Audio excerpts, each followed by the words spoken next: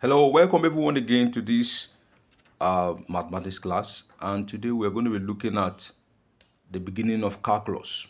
Calculus in mathematics. Calculus is divided into two: differentiation and integration. So for today we're going to be introducing and moving on differentiation. So right away we start and we'll introduce what is differentiation. Differentiation, let's take the introduction now. What is differentiation? Differentiation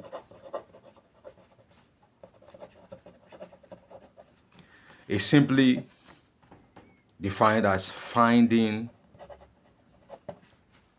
gradient. That's differentiation, finding gradient. So that's just it. All that is done in differentiation has to find gradient. So the question now is, what is gradient? Gradient, or as you may call it, slope, is defined as change in y over change in x. That's the simplest definition of a gradient. Change in y over change in x. Or you can call it y-axis or x-axis if we're using the graphical pattern. But for the purpose of this class, we're going to be looking into dealing with it by the algebraic pattern to find gradient, to find slope algebraically.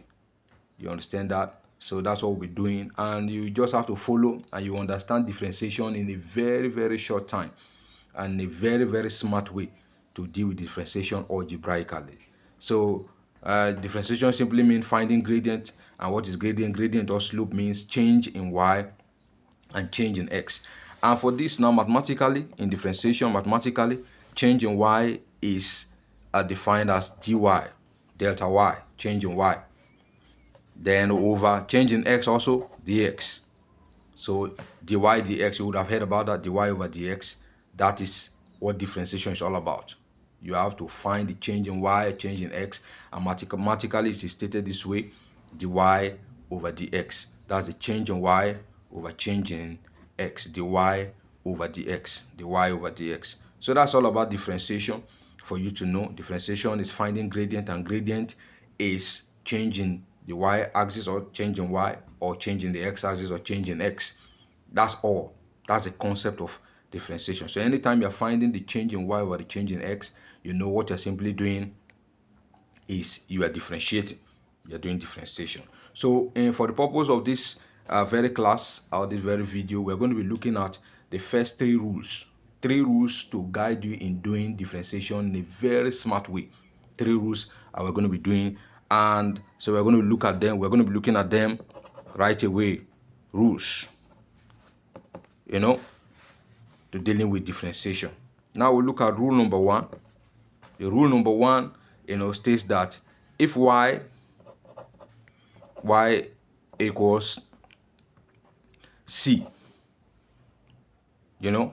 where c is constant, where c is a constant. We'll explain that in a short time. If y equals c, where c is a constant, then therefore dy dx equals 0. That's the first rule. If y equals c, where c is a constant, then the change in y over change in x, dy dx or dy over dx equals 0. Anytime y equals a constant, the change in y over the change in x equals 0. Now, what is the constant we're talking about? The constant here equals any numerical number. That's a constant. Any numerical number. That's a constant. The constant means any numerical number, any number at all. So far as y equals any number at all, the change in y over change in x will be 0. Okay? That's what I mean. Any number, I mean even negative numbers, even if it is negative number, so far as y equals a number, just a number, no letter in it, just a number, then dy over dx equals 0. So let's take an example now, e.g. Let's take an example. Let's take an example. Let's say if y equals 2,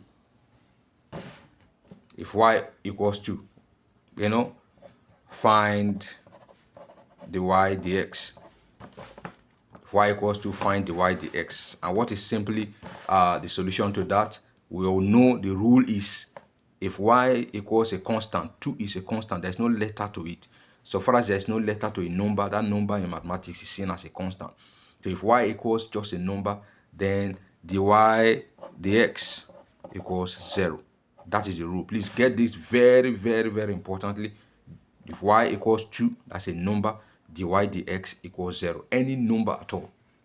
Okay? We'll talk about the negative also. Let's look at another one. If y equals minus 35. Sorry. If y equals minus 35.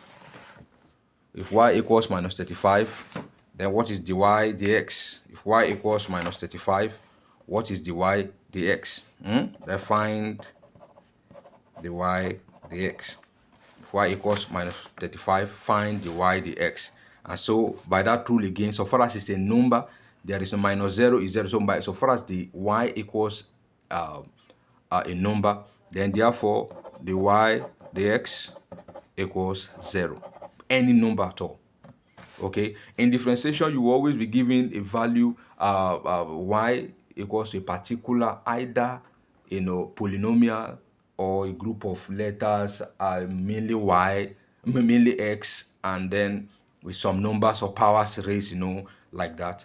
But when you see that y equals just a number, there's no letter to it, then you know that dy dx equals 0. Please take note of this, and that is just it. So today we're going to be ending on the second rule. Maybe on the next video we'll deal with the third rule. But for today, we are going to be ending with the second rule. And the second rule is where the ground norm is. That is where the real fundamentals of differentiation is. The second rule. And what the second rule? You say if y equals x raised to power n. Like I said before, that's how it's supposed to be. Y is supposed to be equal to a group of letters, mainly x, and then mixed with numbers. In that case, there are ways to it. But when y equals a number, just a number, no letter to it, then the y dx equals 0. So if y equals, x raised to power n, this is the form it will show itself. If y equals this, therefore, the y dx equals n. Now the power becoming the coefficient, x raised to power n minus 1. That is the form. This is the form of differentiation. This is the whole form of what differentiation is all about. If you understand this principle, then differentiation will be a walkover for you. If y equals x raised to power n, then dy dx, to find that change, that gradient, that slope, dy dx will be equal to the n now being the coefficient, that's the power being the coefficient, then the x, and then raised to now the power of the n, the former number, minus 1. So the former number, the power now will always be 1 less than the previous number, whereas that power becomes the coefficient. That's what it means. So if you understand this, this is all what differentiation is all about. And we are going to be trying to expand that and deal with past questions on it in SAT maths, WAEC maths, JAM maths, and the rest of it. Okay, so now let's move on and take an example now so that you can understand this better. So that you can understand this better. Okay, let's start with the simplest examples. Let's start with the simplest now. The simplest we can think of is if y equals x, find dy dx. Or this question can be stated if y equals x, differentiate y equals x. That's what you can, or find the one when you hear differentiate y equals x, meaning that you should find dy dx of this y equals x. That's what it means. So if y equals x, now what is dy dx? So we'll go with the solution now, dealing with it now. How do we deal with it? If y equals x, what is the y dx? This one is another rule of its own. So we say therefore, if let's take it again. If y equals x, therefore the y dx equals, now we bring in the principle. Now this y equals x is also equal to x raised to power n. N here now is 1, like we saw from the principle here. N is the power of x, so n is 1. So when you see in mathematics, when you see a letter just written is raised to power 1, so this means that this whole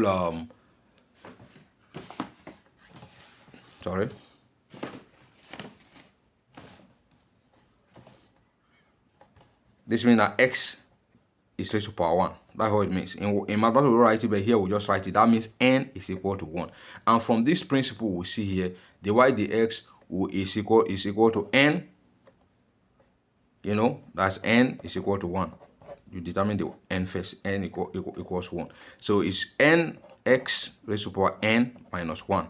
That's the principle. So we'll bring it in now to differentiate this now. This will give us, what is our n? Our n is 1 times, x raised to power 1. That's n minus 1.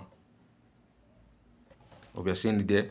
1, the power now, n becomes the coefficient, 1 times x raised to power 1. That's n now minus 1. So you just do that substitution. The anywhere I will see n, we just put 1 there because our n equals 1, y raised to power 1. So what will this give to you?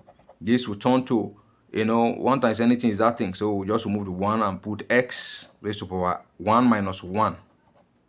And y minus 1 will be equal to 0, x raised to power 0. And the final answer there, anything raised to power 0, the first law of indices, anything raised to power 0 is 1. So that's a law of its own. When y equals x, the y dx equals 0. That is a law of its own. Please note this law is the second law, but we are bringing it into this second rule that will make you understand it, because we're going to be expatiating and expanding on it. So anytime you see y equals x alone, y equals x, know that dy dx will be equal to 1. That's the rule. Anytime if y equals x, just x alone, nothing attached to it, just x alone, then dy dx will be equal to 1. That's the first example. Call this our example number 1. Let's look at our example number 2 now. Let's look at the second example. So end this session. We'll end this session with a second example. And the second example is if y equals x squared. We're going to start from as simple as this. We'll expatiate in the next video. If y equals x squared, find the y dx. If y equals x squared, find the y dx. And what would that be? If y equals x squared, we'll bring in the principle now. Y equals x squared. So what's our n? Our n is 2. You can see it's the power of x. N is 2. So from this rule now, we have the rule as n is nx raised to power n minus 1. That's the rule. So our n here is 2. This is n equals 2. Our n here is 2. So it's 2 times x raised to power n again. N here is 2 minus 1.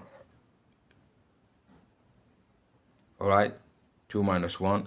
So that since 2 is, so it's 2 times what now? X raised to power 2 minus 1 here is 1. So in mathematics we don't write 1, so we just leave it there. So it's 2 times x. And in simple algebra, 2 times x is what? 2x. So that's what it means. That's the final answer.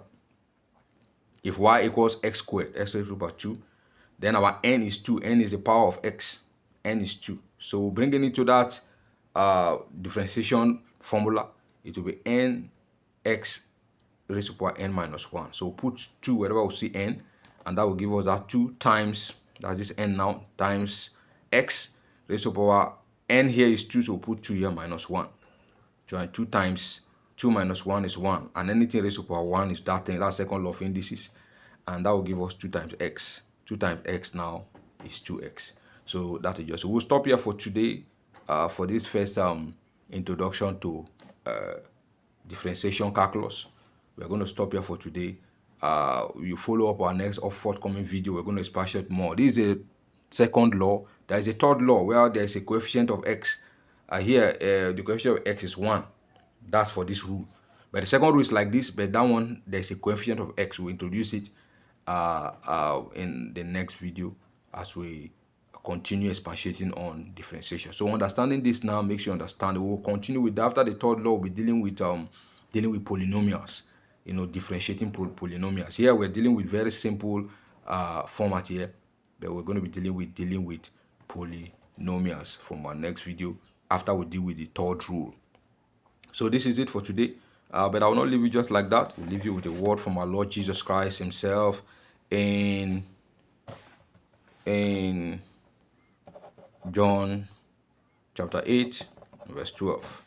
John chapter 8, verse 12. He said, I'm the light of the world. He that follows me shall not walk in darkness, but shall have the light of life. There's nothing anyone is doing in this life other than following the Lord Jesus Christ, because he's the savior of our soul. Without Jesus Christ, there is no light. Where there is no light, there is darkness. And nobody can do anything in darkness. Only evil happen in darkness. No good happen in darkness. Only evil happen in darkness. So you don't want to be in darkness. You want to be with the light himself, the Lord Jesus Christ, so that you'll be secure forever. He's the only assured shepherd. Come to him today. He's calling upon you so that you give you the rest that you deserve. This is God's word for you today. I pray that it blesses you in the name of Jesus Christ. Please like and subscribe to this video to keep us going, and the Lord bless you in Jesus' precious name. Have a nice day. Bye-bye.